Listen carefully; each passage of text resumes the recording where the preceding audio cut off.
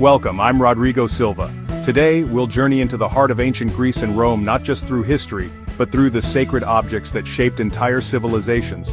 These artifacts weren't just relics, they were believed to hold divine power, shaping destinies and connecting mortals to the gods. Let's discover what they meant to those who believed in them. Our story begins in Troy, where the city's fate rested on the Palladium, a statue of Athena, said to guarantee Troy's survival as long as it remained within the city walls. For the Trojans, the Palladium was more than a symbol, it was their hope, their shield against destruction. The Greeks knew this. Odysseus and Diomedes stole the Palladium, shattering Troy's spirit before its walls ever fell. After Troy's fall, legend says, Aeneas carried the Palladium to Italy, where it became a sacred relic in Rome, linking Rome's destiny to Troy's legacy. The object's power wasn't just in myth, it shaped the identity and fate of empires. The Palladium's journey is a story of belief, loss, and the transfer of divine favor from one civilization to the next. It's a reminder that sometimes the fate of a world can rest in the hands of a single sacred object.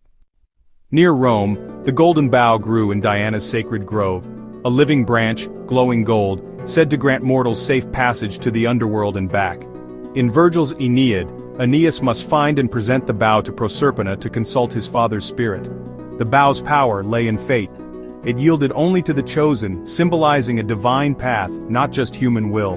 The golden bough became a symbol of the quest for wisdom beyond death, a bridge between worlds and a test of destiny. It's a timeless emblem of our longing to understand what lies beyond life. The Sibylline books, 3 volumes of prophecy, were Rome's most guarded secret, consulted only in times of crisis. Legend tells of the Sibyl offering 9 books to King Tarquinius, burning 6 when he refused her price, and selling the last 3 for the same sum. These books, kept beneath Jupiter's temple, were cryptic and sacred, interpreted by priests to guide Rome through disaster. They didn't predict events, but prescribed rituals to restore balance and appease the gods. Their influence brought new gods to Rome, and reassured citizens that the divine had not abandoned them. The Sibylline books were more than prophecy, they were Rome's spiritual compass. In their pages, Romans found hope and a path forward in the darkest times.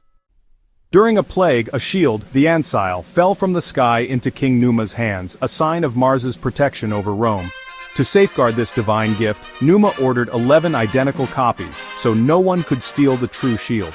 The 12 shields were entrusted to the Sali priests, who paraded them each march, reaffirming Rome's bond with Mars.